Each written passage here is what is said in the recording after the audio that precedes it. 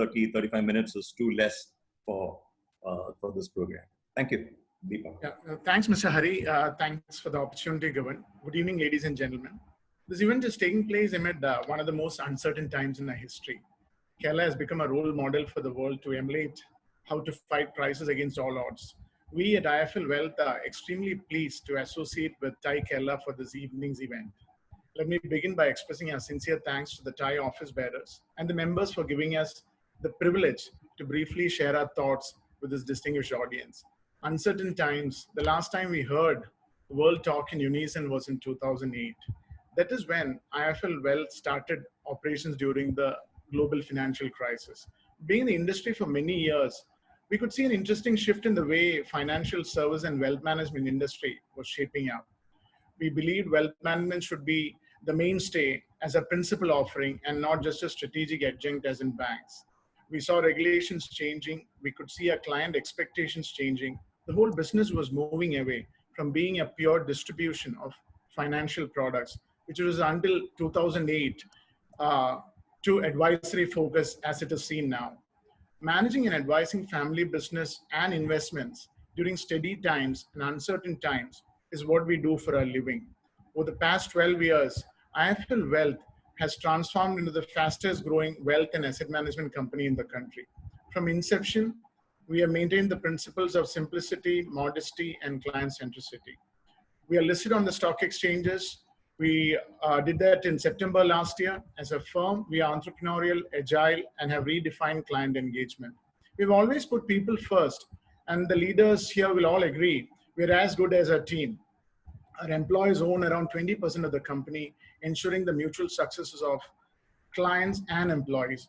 Today, we are investment and financial advisors to 5,600 plus influential families in the HNI and UHNI space in India and abroad, with assets under management of USD 24 billion. IIFL Wealth is one of the pioneers in the industry to bring about product innovations and customized solutions. We swept all 16 awards at the prestigious Euromoney Private Banking and Wealth Management Survey 2020 and emerged with the Best Private Banking Services Overall Award for India. We are headquartered in Mumbai with more than 900 employees and have presence in 6 major global financial hubs and 23 locations in India. As a firm, we entered Kerala last year and set up our office in Cochin.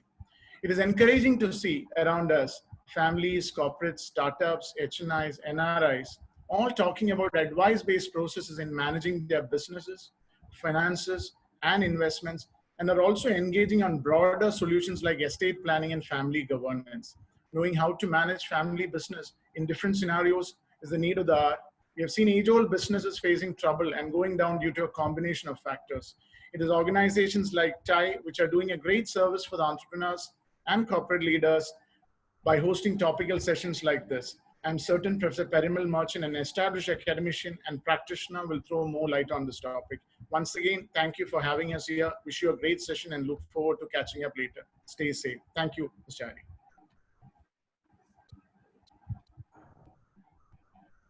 Over to you, Mr. Hari. So now we have, let's have the man himself, Mr. Parimal, Dr. Parimal Merchant.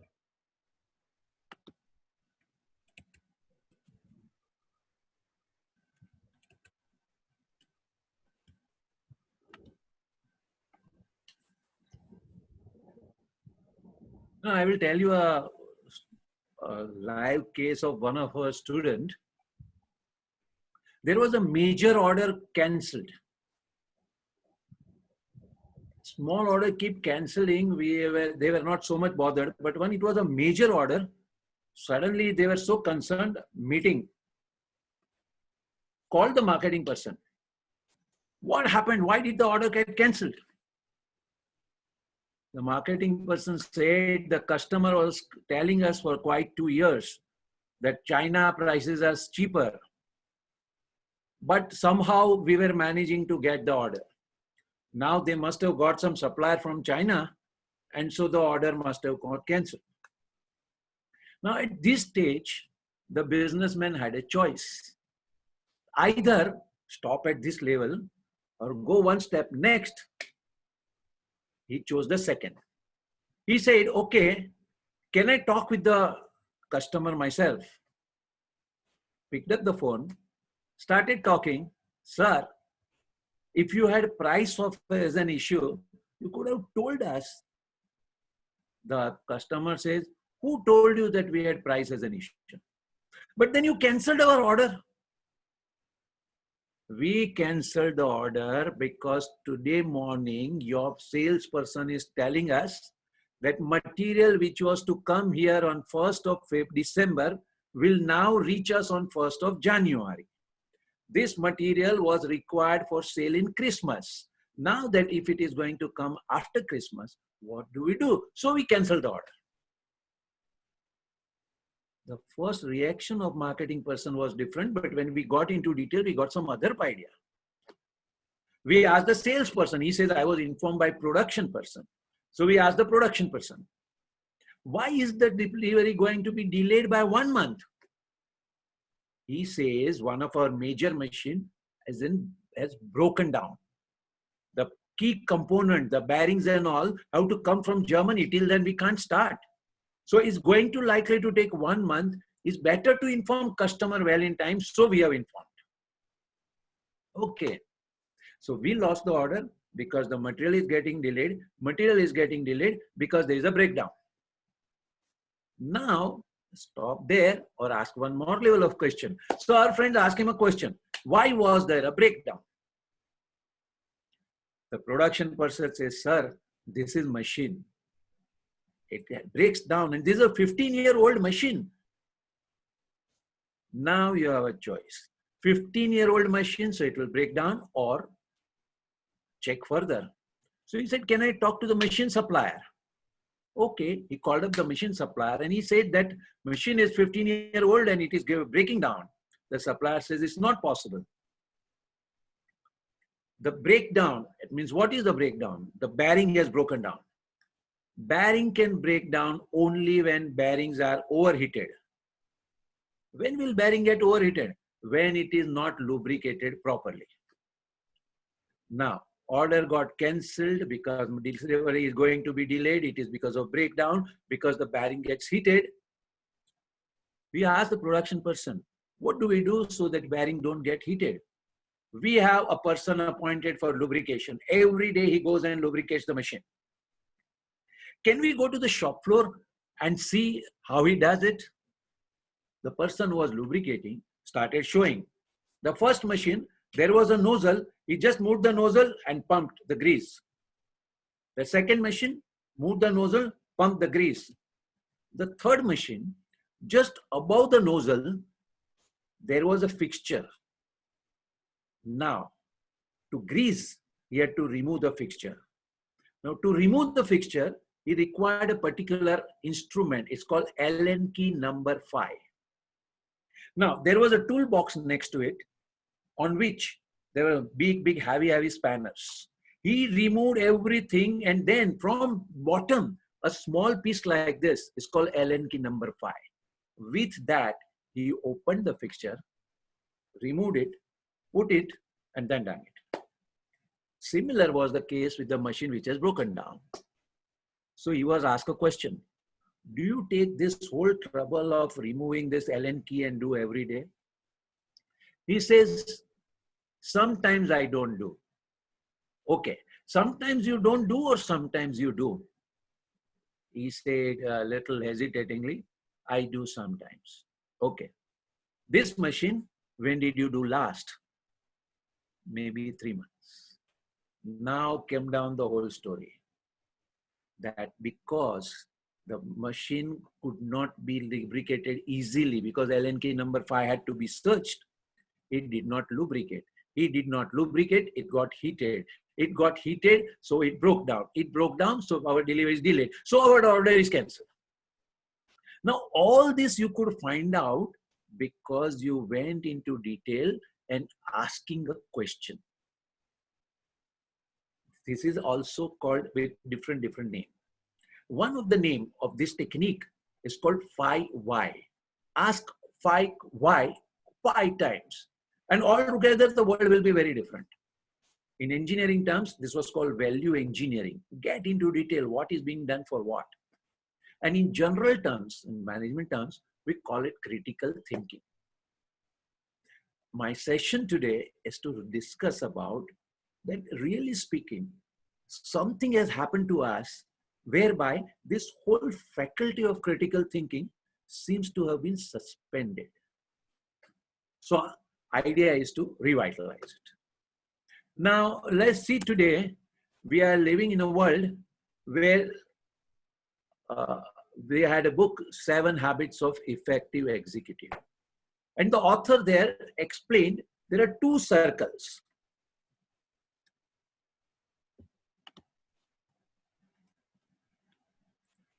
There are 2 circles. One is called circle of concern and another is called circle of influence. In circle of concern, we are going to be affected. We are concerned, but we can't do anything about it. Circle of influence is something in which we are affected, but what will come out of it will depend on what we do and what we don't do. So in today's time, our circle of concern is all what is happening around, all in the news, all in the newspapers, and whatever talk is going on all over the world. And in that circle of concern, what kind of things are happening? There are some fact, there is some fiction. Everybody is an expert. Everybody starts talking something. There may be some evidence. There will be a lot of opinion. How to separate all these things? This is where it reminds us to bring in this basic aspect called critical thinking. What does it mean? Don't take anything as just given. Question. Our idea is not to challenge the other person. Our idea is to explore another thing. It has to do with, if anybody says anything, our question is who said and how do they know? So if we are talking today about Corona, question is who said and how do they know? If we start doing it, then it's called exercising brain, just not only here. Somewhere we see this is a very important thing in today's time. While we are on this, I'll share with you what we do generally with our students. We have to learn from elephant. So much so that it's good to keep a picture of elephant in your office. What is so unique about elephant? Fundamental truth of life. There are 2 sets of teeth. One to show, another to eat. If you are under the impression that you are living in the world which is absolutely fair and absolutely transparent, then perhaps you are in a very, very wrong impression. Life is not that simple. So at least that is what we discuss with our student. We need to learn to find out what can be behind whatever is being told. We are living in a world where a lot of plots can be created to persuade the things. There are many books about it. There is one book called Hidden Persuaders, written in 1957, Vance Packard. What does it say? We will decide what you should think. In another way, you will think what we want you to think.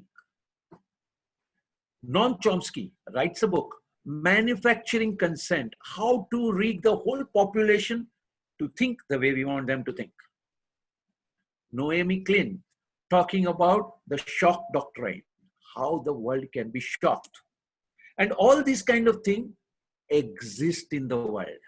Just to take that whatever we are told is the truth is something, take it with a pinch of salt. In 2016, already 4 years ago, Oxford created this word. It's called post-truth. We are living in an era where truth is long behind. We are on post-truth. So for us, what is very important is, this is all in circle of concern. We can't do anything about it. But at least we can't get carried away with this. So as far as Corona is concerned, there is a new virus or there is a new testing, there is a highly contagious, high mortality. Is it so? Is it not so? Who told you? One doctor told me that it is highly contagious. If he is a doctor, it's fantastic. But how does he know? He has also read from somewhere. And this is where the whole thing comes for us. Today, our country, we have a serious dilemma.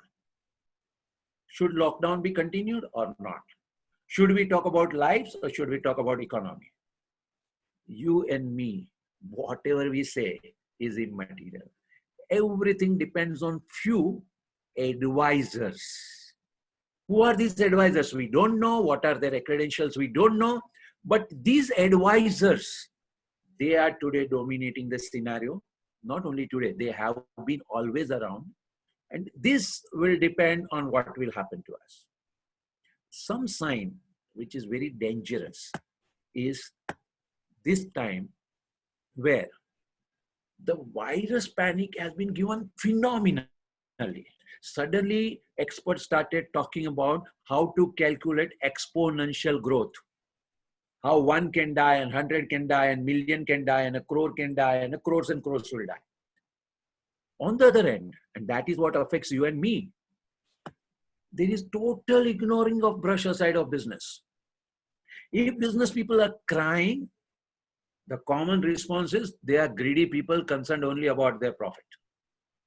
This whole idea that one group of people who have got into power to influence have exaggerated the situation to one extent, and the other group of people who could have done explanation of the impact on economy and all are being aside.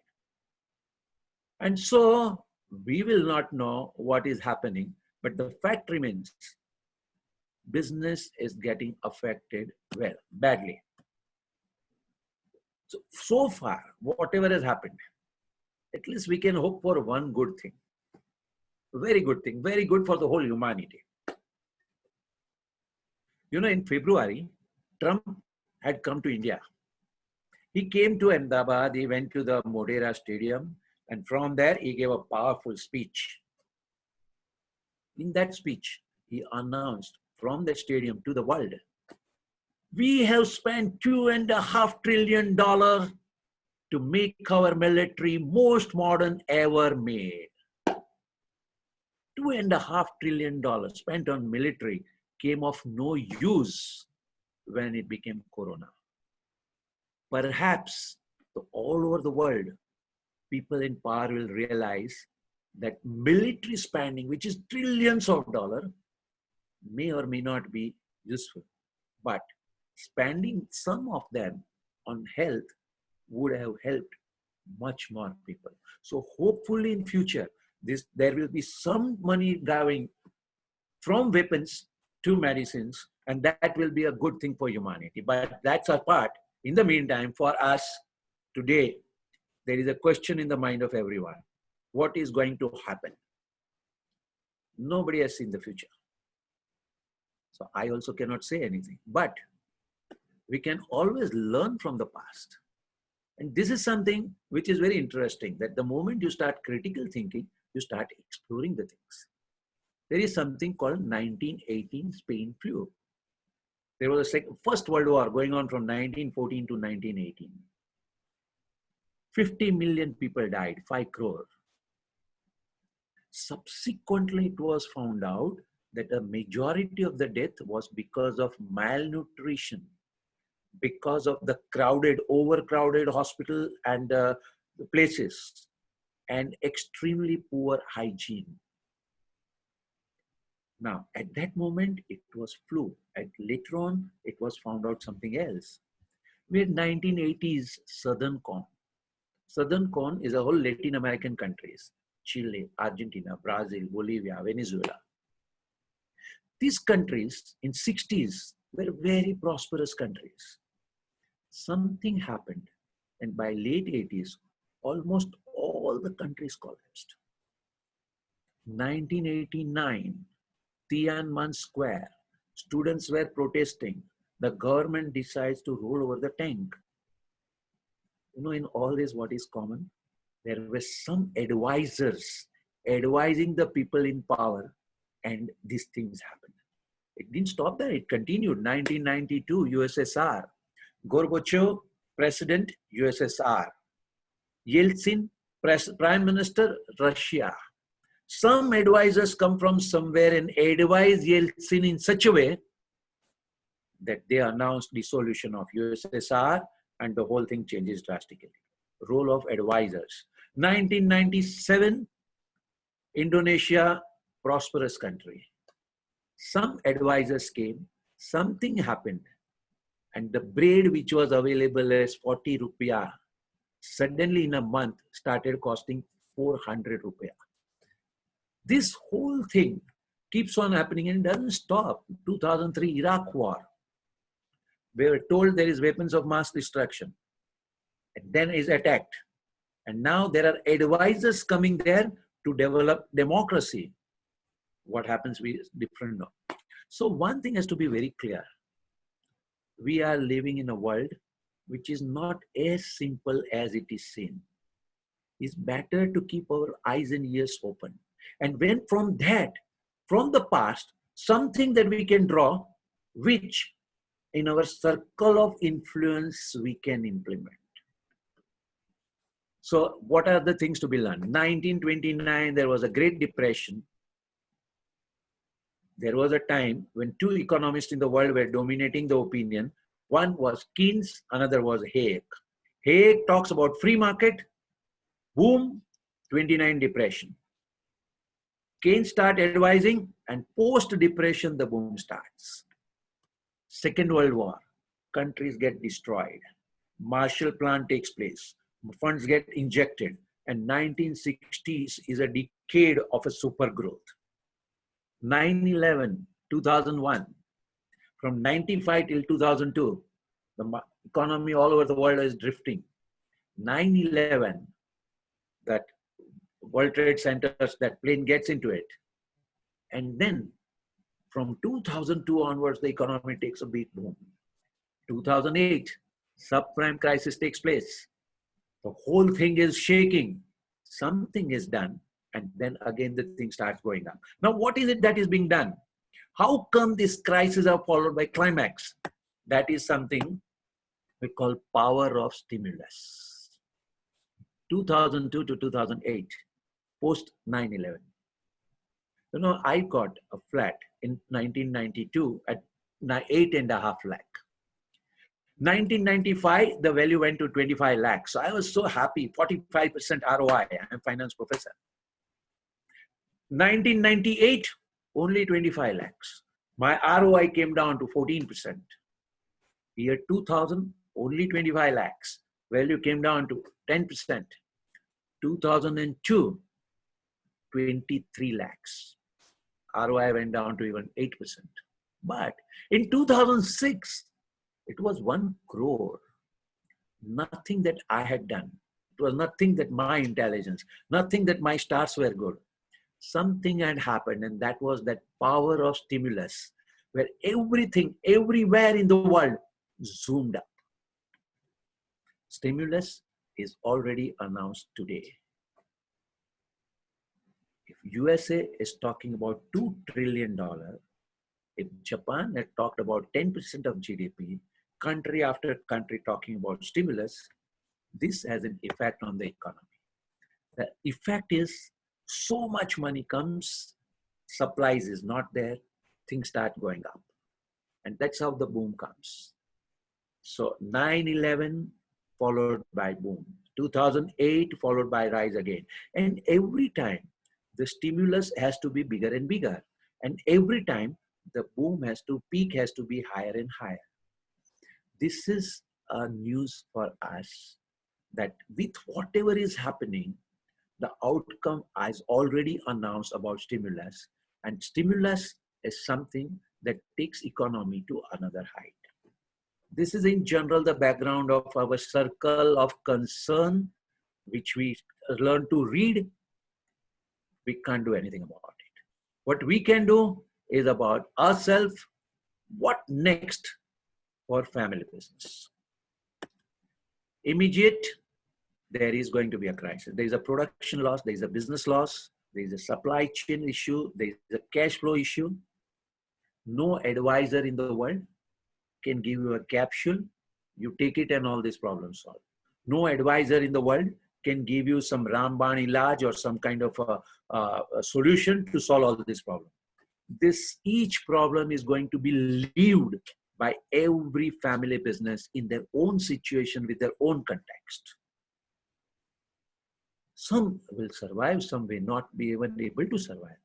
Though the survival rate of family business is generally far higher than big companies. There is a tremendous positive qualities of family businesses because of which they will sail through. But it's the same time, it's a good time today to take ourselves a little bit. That's what we call recuperate.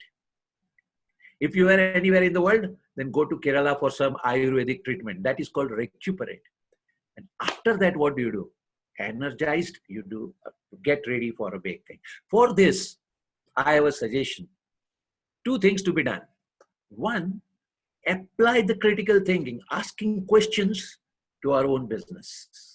And second, be very clear. Next thing that are going to happen requires us to be ready for taking it on.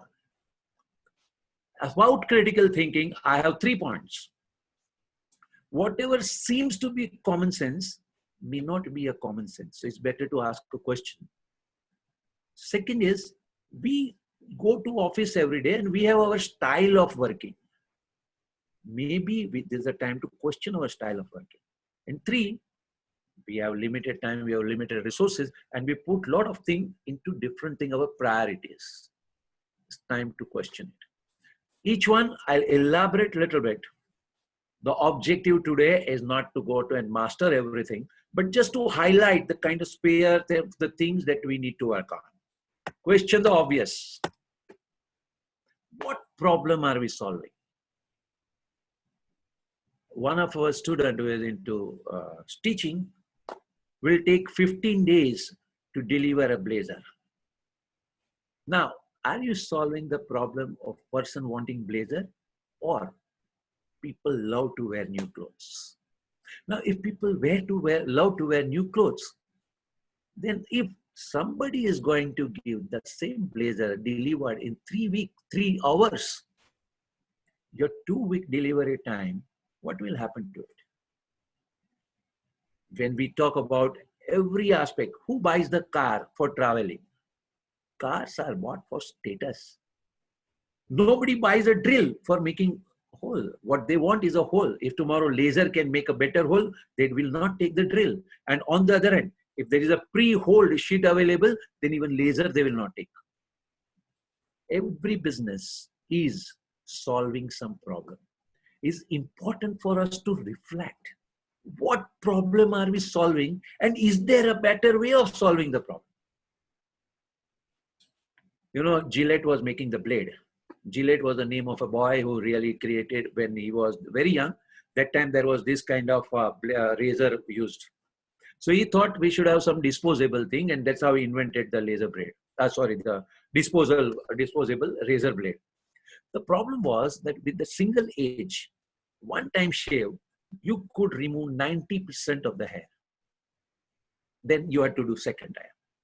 Thinking, they created twin blade, 96% hair. Thinking further, triple blade, 99%. 4 blade, 99.1%. 5 blade, 99.11%. Now, still they kept on thinking. And later on, I'll tell you what is it that they found. Best way to address the problem. All that you keep on thinking over it. Anyway, the best way was like this. When they consulted the expert asked the question, what problem do you want to solve? We want to solve the problem of unwanted growth of hair on our face. If it was wanted, the person who wanted to keep beard, he will not use the blade. Unwanted growth on the face. Then, is there any better way? And then they came out with a cream which you apply for 1 day, there will be no growth of the hair. And if that takes place, you don't require shaving at all. Now, the point is, if whatever problem are we solving, if we start questioning and if we start asking, is this the best way? Working, eventually we will have a better way. This is one. To do anything, we do a lot of activities. People are busy every day. They go to work and then they type letter and then they make call and they work on computer. A lot of things are being done. If you observe from outside, what is it all these people are doing? Of course, they are doing a lot of activities. Drucker said there are 4 kinds of activities. One is called productive. Take the order, make the item, sell the item, collect the money. This is all productive. Second, supportive. If you want to do business in India, you will have to have a system of deducting TDS and filing the TDS return and putting it in time and GST and GST1, GST, whatever. These activities produce nothing.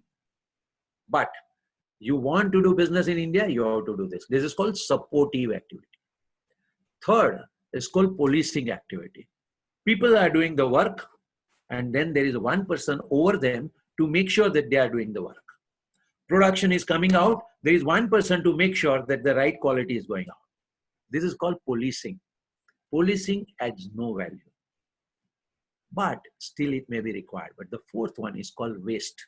Waste is that I tell you, I send you an email and then I call you up. I have sent you an email, please have a look at it. Now, what was it? Email is sent, is supposed to be acted, but that follow-up is the waste. It not only not produces anything, it takes away the productive resources. So our question is, in day-to-day things in our business, what kind of activities are we doing? Can we list down? And can we say, is there any better way of doing it? And Drucker says the best way of doing it is remove it. That's second. Third thing is, what resources and what time are we consuming? In Bombay, one person bought an office. You know, Bombay real estate is so expensive. 12 crores. Now, the office is to be prepared, what we call interior. And we have a great interior designers who will take 1 year to set up the office. 12 crore office, 1 year. That means almost 1.2 crore interest only for time to prepare the interior. Now suppose if somebody else was coming with a kind of rocket plan to make the interior in 1 month, whole thing becomes very different. But why about 1 month? What about 1 week? Things will become very different. And this is something that we need to look at it, that what kind of time and all we're consuming and can it be optimized? The last one about this is, do we know what we know? Is a very dicey way of putting it. Again, this is what Drucker says, that every business person has some unique knowledge. Unfortunate part is they don't know what is their unique knowledge. They think that what I know, everybody must be knowing. Whereas every business has some unique knowledge. If we can identify what is our unique knowledge, then comes the question, are we leveraging on that? I was with a business person in Kenya, small business guy running a small factory. We were discussing, what is it that you know? He told me he's making some plastic parts, so he knows about molding, he knows about the PP, HDP, whatever it is, he knows where it is going. But there was something else he knew. He required little prodding. You know how to do business in Kenya. You know what are the regulations there. You know how to handle the union leaders there. You know how to do marketing there. You know how to manage the money there. So, anyone is having any business in India, you can do joint venture. You bring your machine, you product knowledge. I will handle it in Africa. You can tap with 10 people, because every Indian business person wanting to go to Africa cannot go on his own. He needs that knowledge which you have. Are you leveraging on your knowledge? This is what is the question. So what have we done so far? What we have discussed is question whatever is obvious. We need to have 2 months raw material. Why? Everybody said that. So what? And once you start doing it, very different mindsets start developing. This is a part of critical thinking. Then let's talk about our approach. I was talking to a friend who is making now this PPE kit. And for that, you require a non-woven cloth. So the question is, we need material. So he called up one person. That person said, I will tell you tomorrow. So now he is waiting. Next day, that person said, I'm not having the stock. So now what to do? So now he's calling the other person. That person says, I'll tell you tomorrow. So now we are waiting for tomorrow. When he refuses, on the third day, I'll go to the third one. This is called sequential. Try one. If it doesn't work, go to second. If it doesn't work, go to third. Simultaneous was, if you know there were 10 suppliers, why don't you go to all the 10 together? This is something not so common. Sequential comes to us naturally. Simultaneous need to be put effort. Second thing is reactive versus proactive. When there is a fire, then we douse the fire, or we proactively plan of what all are the things to be done. When our people come together and ask for increment, then we talk about what to do, or we talk about our human resource as an asset. How do we help them to earn more at the same time contributing more to the company? Third, chalta hai, thing goes on versus ideal. Chalta hai is an Hindi word, but is not only Hindi. Professor Simon, Carnegie Mellon School of Management, explained this 60 years ago. Every organization works with something called bounded rationality and satisficing. Work is going on, it's fair enough. Is it the best way of doing it? Who cares as long as the work is going on? This is one approach versus can I make it ideal? And the last one, every year we have been doing like this. Should we do every year what we have been doing, or we presume there is no background and suddenly we say, okay, this is the problem, how do we solve it? This is called zero-based thinking.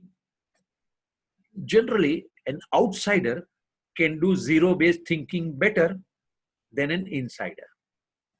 IBM knew about making computers, but they knew one way. A new chip is designed. From there, a new architecture is designed.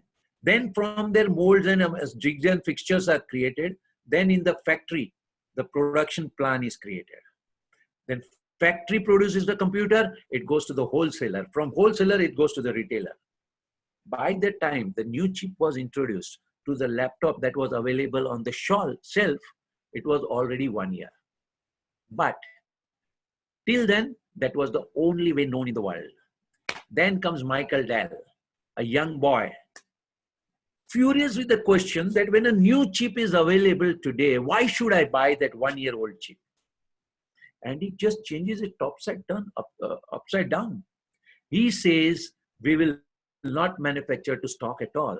You decide what you want, we will make it and deliver it to you. And suddenly, this whole long time got reduced drastically, and the whole paradigm shifted about how business was being done. This was our second thing. And now we go to the third thing, our priorities. All those who have done our program, they know this very well. We'll return again and again. Results and resource are outside. Where do we spend our priority? Are we more inward focused? Do we go to office every day? Do we look into something every day? Or we keep approaching outside? Second is, where do we go spend time? In solving problem or in exploring opportunities? After all, profits will come only by working on opportunity. And the third one about this is, what do we do? Whatever is going on, do we keep going on, or we keep on doing differently all the time? It is those who do things differently, they get the results. All others will just getting me too benefits. These are the 3 dimensions of critical thinking. Now I'll tell you about 5 quick things about caring for the change. These are all highlights, but it's better to do it when we have got these opportunities. The first is called TRIZ. TRIZ is a Russian acronym of Theory of Innovation Technology. In 1963, a 23-year-old boy called Altshuter created this. He was appointed in a patent office. Now in patent office, what happens? You, before approving a new patent, you must know that there is no such patent before. Generally, this work is divided on various people, but Altshuter coordinated the whole thing, study of 2.5 million patent. From there, he realized one thing: every invention in the world is predictable. And he created this whole subject. Whoever is interested in technology, in innovation, doing things differently, this is an area worth keeping in mind. The most essence of this is called managing contradiction. That is, replace or with and. I want high quality, but then cost will go up. No, I want high quality and lower cost. I want very fast service. You want very fast service, then quality will be compromised. I want very fast service and very high quality. This is an extremely important understanding about increasing the output with decreasing the input. Then there is a new mantra, that is, the whole thing is called, in today's time, you want to play, the rule is like this: whatever you do, you should be world class. When Captain Gopinath was talking about helicopter company, that's how he started into aviation things. When he shared 117 applications of helicopter, and he mastered it. Whatever that unique knowledge we have, in that, can we get world scale, world class skill? Once that is there, then the question is of leveraging. How much can we grow? Should we have 1 factory or should we have 5 factories? Should we have 1 outlet or should we have 20 outlets? That's all about scale. And all that is not to be talked about 2 decades. The peak and down is now in 5 years. So speed. So today is a time of these 3 S. If at all we want to gear for that future, we need to be mentally ready for this aspect. The third was family businesses. Because we are in the chair of the owner, we seem to be knowing everything. People come and go, but the owner is always there. So owner has a hard disk here and everything is stored. So whenever he's there in the place, he can solve all the things. The handicap of this is that to solve all the things, you require owner. And when you grow very fast, owner cannot reach everywhere. So what we need is to work systematically. Our business involves what processes? And can we study each process and systematize it? Once it is done, then it becomes easier for us to replicate, easier for us to go on multiplying the thing. Some people call it system and process, though I believe it's developing systems for process. So doing some homework. With this, our businesses can go forward, but we have a second handicap. Particularly in the kind of context in which we are living, I'm invited to a marriage reception starting at 7 o'clock. I reach there at 8 o'clock and I am informed that the bride and groom are yet to come. So next time onwards, wherever I am told 7 o'clock, I go only 9 o'clock. Now, within India, everybody understand it, and we call ourselves very proudly IST, Indian Standard Time.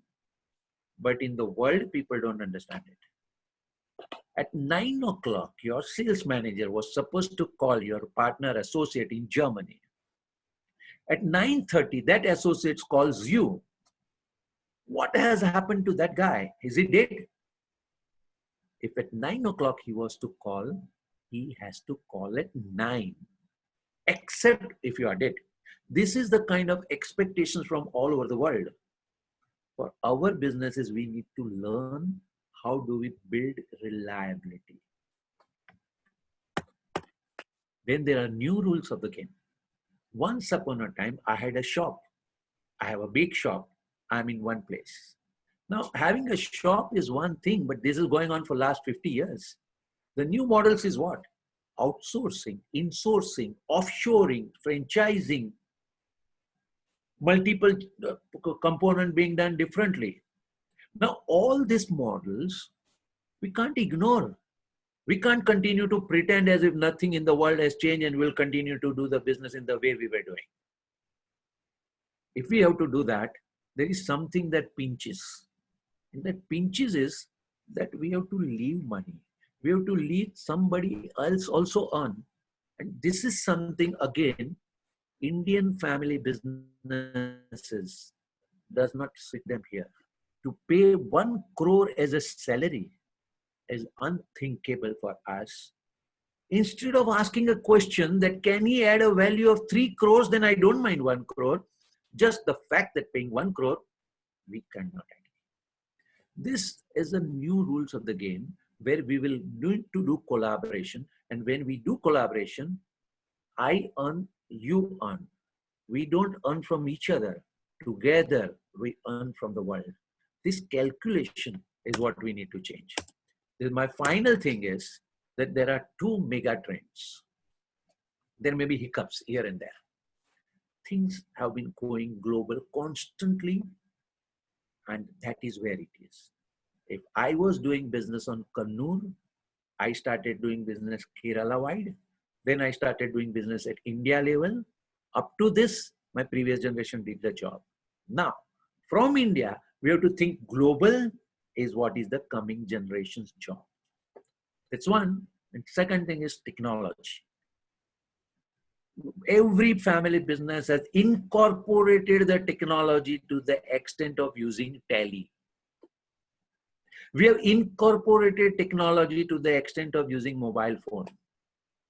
But technology, going radically shift to our business is what we have not yet done. And this is something that is a very, very different area, which gives us a good reason to do it. This finally, when paradigm shifts, the whole COVID happens, the whole world goes through lockdown, the whole world is going to suffer the same problem, the whole world cash flow problem is there, then everyone comes back to zero. And that is where is the advantage. If somebody was a very big height, he also comes back to zero. And if I was at level 2, I also come back to zero. It means that when the post-corona thing comes up, those who are there is a level playing ground globally. And once we gear up for that change, this is where the things are going to take us to a different kind, a different place, in a different possibilities. Thank you very much.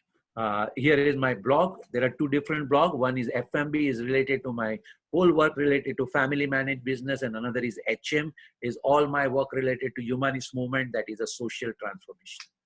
My email ID is there. In case anybody has any personal, you can communicate and we can be in touch. Yes, Mr. Nair sir, now we can.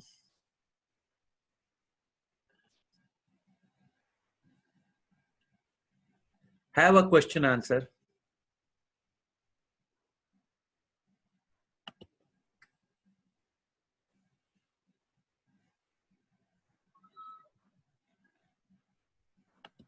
So there are a few questions in the Q&A section. If you can take those up first. I will take the first one, but I will suggest someone to, okay, there is,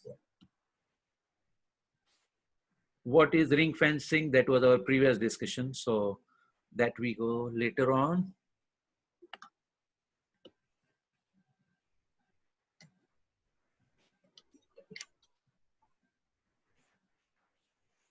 This is about paying salary and conserve cash.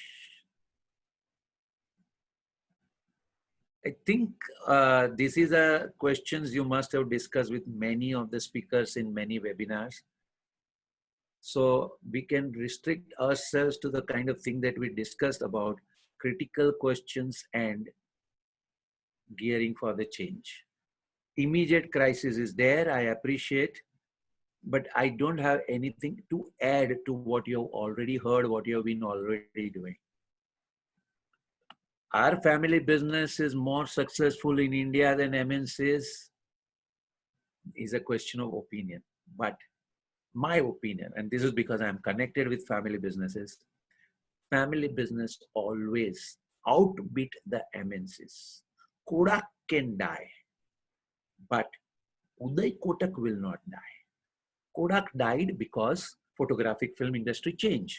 Uday Kotak, even if he was in the business of bill discounting, will not die because the day that industry changed, he changed to leasing and hire purchase. And when that came into problem, he changed to merchant banking. And from there, he changed to Kotak Bank. Sunil Mittal was making cycle parts, and from there he changed to capsule pharmaceutical product. From there he changed to push button telephone, and from there to telecom. So family businesses have tremendous agility. Nokia does not have. They are good at making one. In that they are world, and if that goes, with that the company goes. So generally, and it is not only in India, it's worldwide, it is seen that the family businesses are more likely to have springing back abilities.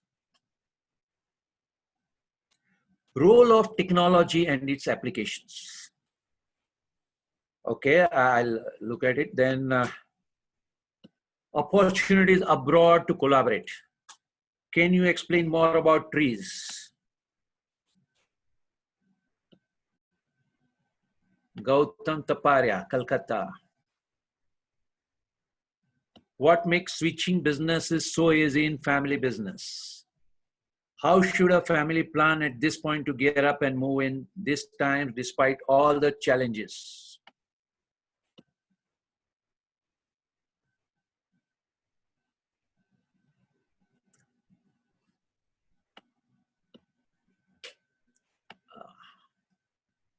We will need to prioritize. So what do we do? Can we select 2-3 questions, Mr. Nair or Mr. Naveen, and tell me?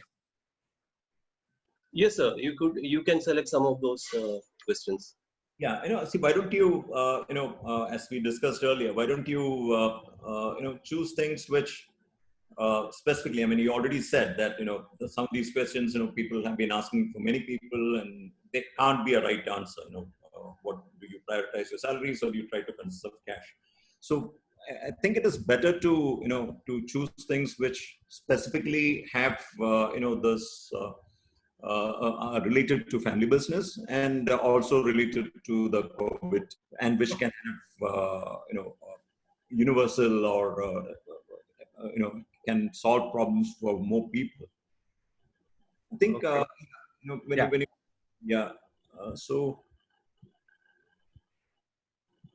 this question intrigues me. Is it the right time to pivot family business, which was running well and has now suddenly dropped and looking difficult to grow? See, there are a lot of talk about family business, but there is a peculiar aspect of family business. We live day to day. We live opportunities day to day. Everybody goes to office, but really speaking, there is nothing much to do. We keep on seeing the things, we keep on talking, we keep on environment. I mean, we keep on scanning. Now, what used to happen is that so far, what they call like comfort zone, no? Things were going on, whether we think, we don't think, and things were going on. This kind of corona kind of thing gives us a jerk. When it gives us a jerk, then is a time for us where we start relooking at everything. And when we start relooking at everything, maybe we'll change our model, maybe we'll change our scale, maybe we'll change our priorities, maybe we'll change our approach. So this is a time really to think for sure. I can put it the other way around. Can we talk about, forget about this 1 year, March 20, whatever was our profit, we want to make it 10 times in March 22. Can we work from beginning, from backing that word, that what will help us at making it 10 times? What will stop us from doing it? And then how do we overcome it? So this is one way of goal-oriented direction towards doing it. Now, nobody knows what will come on the way. As we keep going, because our eyes and ears are open, we'll start talking with each other. I have never come across business coming straight as a plan. Business is always unfolding as we go, different opportunity keeps coming up. You know, when the first big bazaar was started in Bombay, it was not a grand vision of big bazaar. It was an dead property of a mill where nothing else could have been done. And there was a high court order whereby you cannot change the structure. In that large place, without changing the structure, making something, first big bazaar is made. Now, at that moment, either it flops or it gives little better response. The moment it gives better response, then they start looking at something else. So at every step, we get our assumptions revalidated. And as per that, we go on changing the course.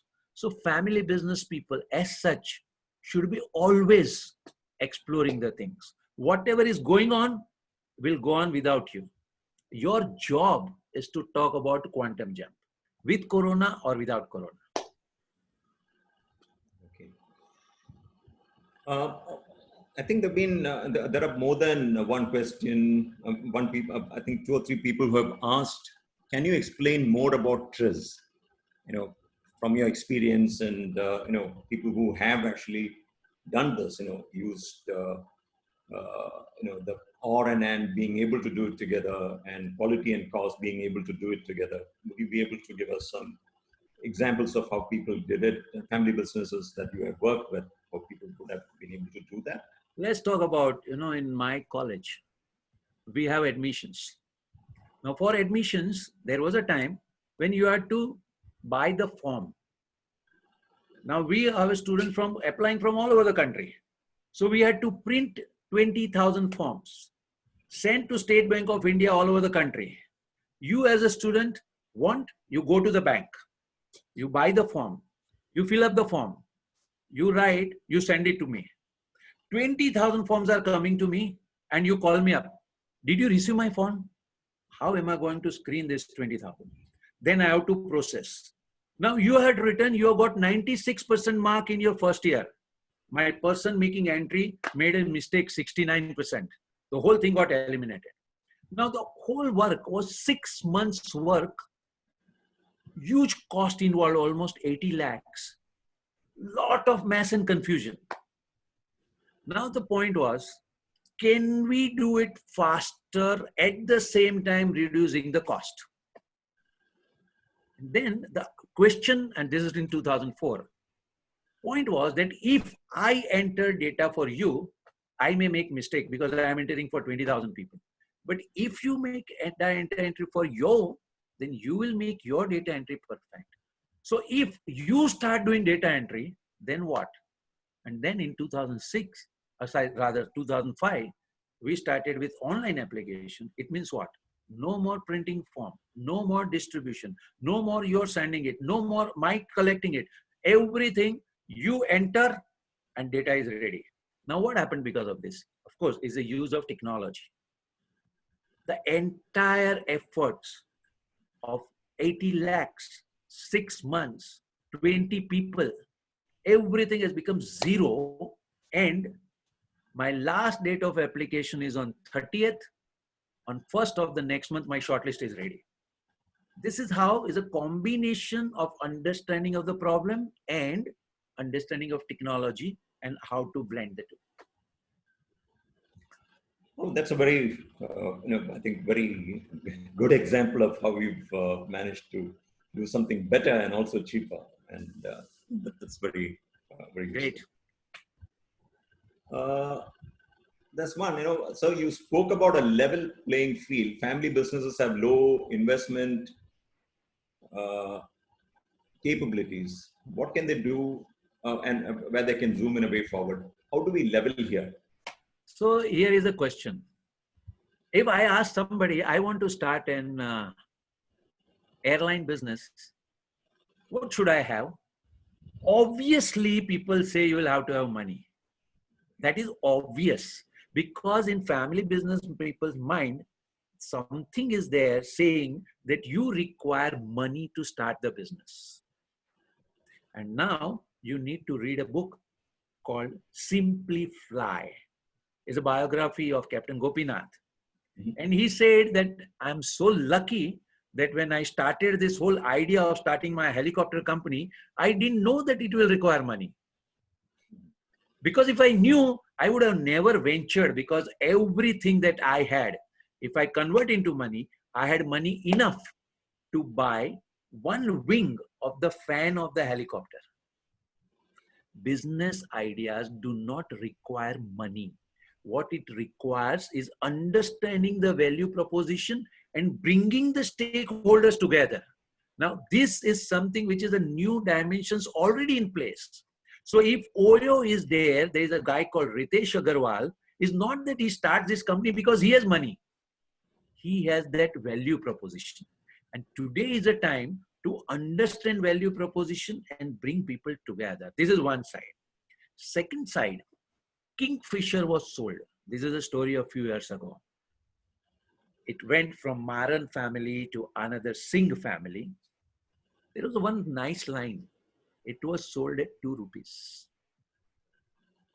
Videocon long ago had acquired Thomson, is an American company, that color picture tube business, without paying a single dollar. Videocon acquired Whirlpool, their India washing machine business, without paying a single dollar. Now, this is what is the magical thing today. Today, to run business is not money, is understanding of valuation. And this opens up a big possibility. So I would suggest that this is not something that can clear in 1 minute. Only in 1 minute you can be clear is that there are ways. Once you are open that there are ways, then you will start exploring and you will find out from many other places. Tell me the business and we'll see how it can be raised without the money. Okay. No, see, yeah, but suppose you are already in a business and it's a Yes. family business, you second or third generation or whatever. Right. You're there in the business and you find that you have global players who are getting into your type of territory. Right. Your business has gone from being a local business to, now you have competition from the big boys. Right. So, and you have your values, you have your customers want to buy from you, they would like you to grow, but you do not have, you're not able to grow because of capital. So, what you mentioned is people with great ideas, that's different. But for an ordinary businessman with a 30% idea rather than an 80% idea. So just give me a business. I have a student who is making kids garment. Okay. Now he makes kid garment. What is so common in kids garment? Manufacturer will earn 50 rupees a shirt. The retailer will earn 300 rupees a shirt. Okay. But a manufacturer will produce 5,000 pieces a day. A retail shop will sell 10 pieces a day. Now, with the same guy, when he started understanding the economics, that a typical retail outlet, what kind of outlet is required, with what kind of product on display, how much of investment, and what ROI. When he started collaborating with many people, that you have a space, then you open the outlet. And when you open the outlet, I will have a mechanism of overnight supplying to you. So you keep minimum stock. Same ready-made garment guy in center of Bombay. Now if you have 100 outlet, these are all 100 associates who all have done their investment. My strength is garment. Your strength is your resources. We collaborate together. This is how any business can talk about growing at multiple places. I think that's a very, very valid and very good example here. There's a question, there are two questions which one after the other. One is about family business values. How do you take values through tight periods like this without compromising? And the other one is about family business goals, about taking business goals through this sort of tight problems. These are times when I think different generations would have different views on how to do things and etc. So how do you help to get a unified thinking in family businesses? at times like this in terms of goals and Many years ago, Tata released an advertisement. If you are going to say yes, then we don't need you. The whole idea that who says that we have to have uniform thinking? We are different individuals. We will have different worldview. We'll have different beliefs. We have to learn to build on, to complement with our way of working. This is a very, very important aspect. We should not make an iron and everybody similar. Just one second. Hello हाँ हाँ हाँ जी जरा 5 minute hold करिए मैं जरा एक meeting में हूँ मैं फोन करता हूँ वापस हाँ so first and foremost different people and siblings are supposed to be very, very different temperament. One person is very aggressive, another person will be very wanting to be. One person is outward going, another person will be inward. One person is very systematic, another person is random. There is a reason why siblings are supposed to be opposite temperament. And because they were opposite temperament, together, they make a solid team. So first and foremost, there is no need to have uniform thing. When we work together, suppose we have worked with 5 associates, nobody can bulldoze that it is my way of working. We have to sell our idea to each other. And if some people don't agree, it means it's not that he's not agreeing, he's not convinced with your validity of your idea. So this whole notion in the family, and it's a mistaken notion that young people have better ideas, is a mistaken notion. Better ideas can come from anyone. The whole thing is communicating with, appreciating each other is a very different thing than my way or highway. What we are seeing is this whole problem, my way or highway. This is what is creating the tension. Now, what should be the family goal? Big goals is itself a value of family business. Big goals. In tough times, don't worry, we will come out. Itself is a family value. Family values means what? That spirit, that attitude, that fight, to optimism, that thing that we will do it. Why not? All these are called values. To be honest and to be nice, and all these are only values for the paper. The real values is that spirit of fight. So when I am 10 crore and I say we will want to be 100 crore, somebody will ask me how. I don't know, but I have to be. This is the typical goal of family business. Ambition, overcoming the challenges. I want to climb Mount Everest. It means there will be a lot of difficulties. I don't know how it will happen, what kind of challenges happen, but we are fighters. This is called values. Transmission of enthusiasm for great things, transmission of willingness to face challenges is what is called values. And that, whether you want or not, if 2 generations are together, then that gets transmitted. Today also, if you look at it, look at 180 plus person, he will tell you, we will come out of this. Is a 20 plus person who will say it is doomed because he has never seen. I have been in business for the last 46 years. I will say I will have seen 3 ups and 3 downs. And this is whatever is the down today. There's nothing so new compared to what we had in 2001. So the elder generation know that we will come out. The younger generation is what panic. But the elder generation becomes philosophical. Why should we run? After all, we never had and we have everything now. Younger generation has a fire in the belly. They have a big dream. They want to do things. So together, we make a big team. Every family business, unfortunately, thinks that we have problem. We are not agreeing on anything. Actually speaking, it is our real strength. Because we are not agreeing anything, each one will have to go out of the way to clarify our thinking. No business person is full, but the question is you are not able to convince me that your idea is good. So one of our students used to say this, look, want to do any business, you have to convince the customer that your product is good. Now, to do business, go to the bank, you have to convince the banker to give you the money. Both not enough. You need to convince the supplier to give you the right price. But you also have to convince the good people to work with you. Now, if you are ready to convince the whole world, can't you convince the people of your family? They are not your enemy. So this whole thing that disagreement is being seen as differences. In Hindi, there is a word called matabhed, difference of opinion, and manabhed, difference of heart.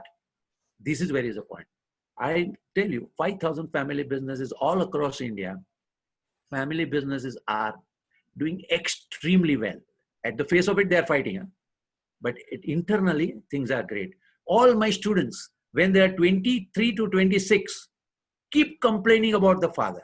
By the time they are 32 onwards, they and father start working together very well. Indian family businesses are great future. All our traditional wisdom is of great value, and that's going to help us take advantage of this world becoming zero. If young and old think about multiplying our profit 10 times in next 3 years. Start thinking on it. If you have something and if I can be of use, you can send me a mail and I'll try to reply if at all I can be of use. Thank you. I have a question. See, in recent years, we've seen a lot of splits of business families in India. Okay, and Which one you have seen? from the Ambanis onwards down to a lot of smaller businesses. Look, what happened? All high fly things. Look at in your native city where you are, how many splits have you seen? Very few. Yeah, okay. But The that's point is, of, the big splits are glamorized. But many people working together is not even being talked. Now, why did that split take place? First of all, these earlier family businesses, they prospered in another era. They prospered with another kind of advantage. Now, when that advantage is gone, they are going down. It's not that they are going down because of generation. If Century Textile Mill was there doing well because that particular license Raj and era was there, today, when textile is done in a very different way, they may not do that well, but it's not because they are third generation. It's the industry environment has changed.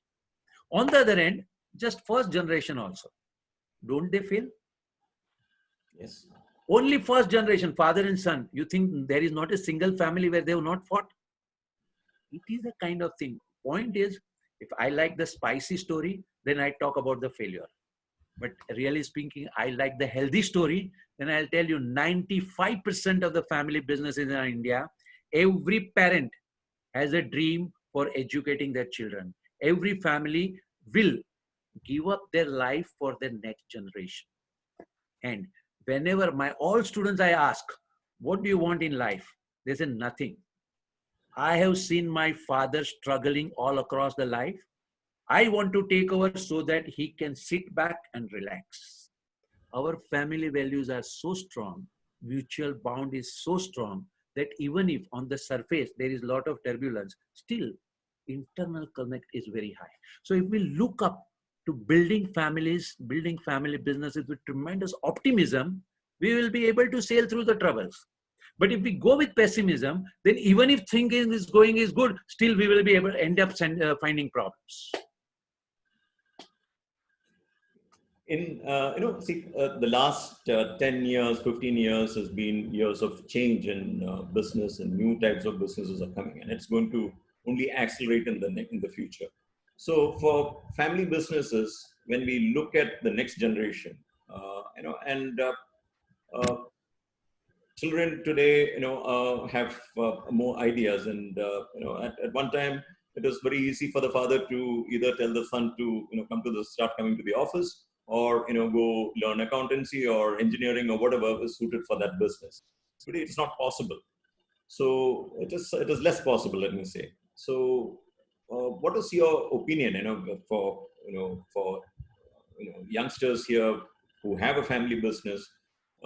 Should they look at this, or should they look at the outside world and try other It things? is a very mistaken notion. And it's so strongly propagated that it seems to have been assumed as ultimate truth. First mistaken notion. I want to do something on my own.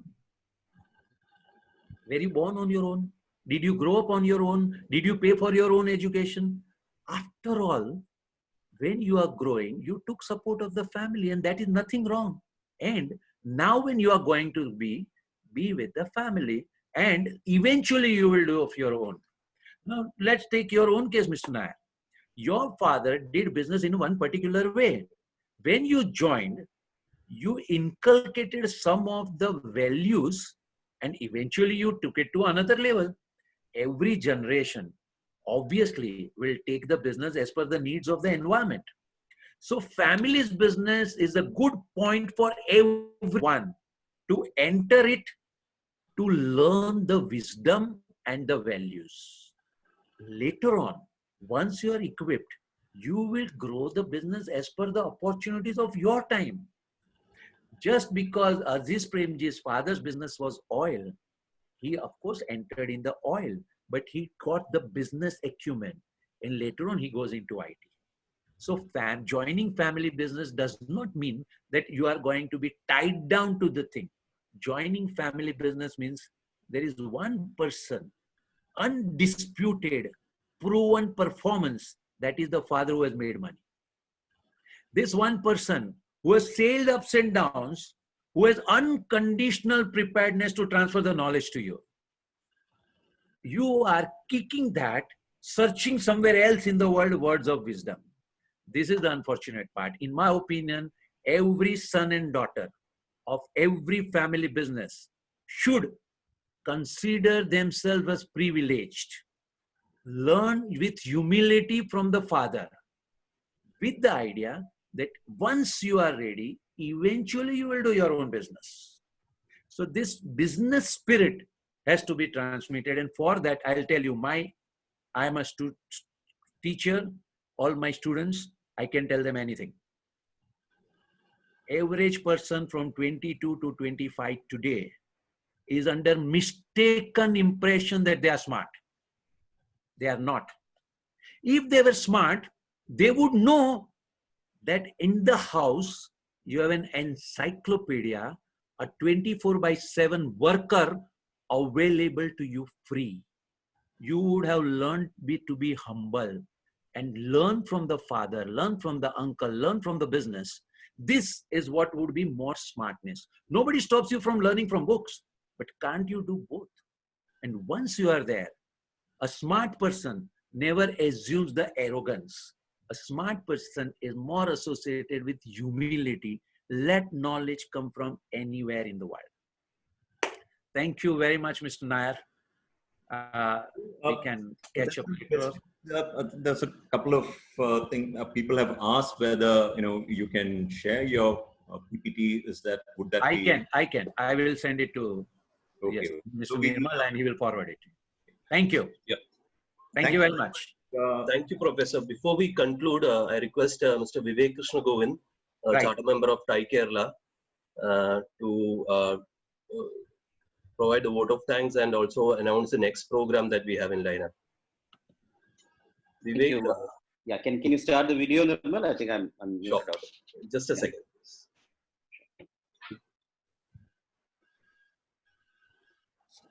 I'm audible, right? So I think I can see that Dr. Parimal Merchant is in a hurry to leave. So I think we'll make a very quick vote of thanks. It's been an amazing session, and I'm sure that all of us who've had the opportunity to attend, we've really realized that it's the core values which you uphold, the Indian values about which you spoke at great detail and with so much of eloquence. You took us through the critical thinking, the three aspects of it, and how we need to gear up for change, and how the whole bond within our country and the resilience which is there in family businesses is what will ensure that our family businesses will thrive and grow and survive even in difficult times.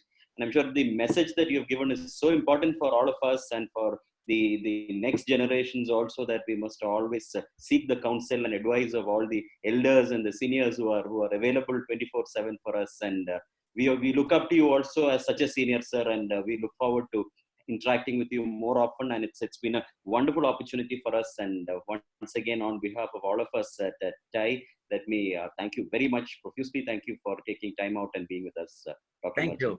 Thank you. Thank you very much. Thank you very much. Thank you. We'd also like to place on record our thanks to Deepak Varghese and the entire IIFL team for all their support. As a matter of protocol, let me also thank Hari, our Vice President of TiE Kerala. And a quick announcement about the next program. Friday, 1st of May, we will have the next session. The new rules for doing business in COVID times will be addressed by Mr. Rajesh Srivastava, the former CEO of JK Helen Curtis and the adjunct faculty at IIM Indore. And finally, a word of thanks to Nirmal and the entire team at the TiE Secretariat for organizing such wonderful sessions. Back to you, Nirmal. Thank you. Thank you everyone for joining. Please join us on Friday for the next session. Thank you, Professor, for taking this time. Thank you, everyone. Thank you. Thank you. Thank you. Thank you all. Bye. Thank you.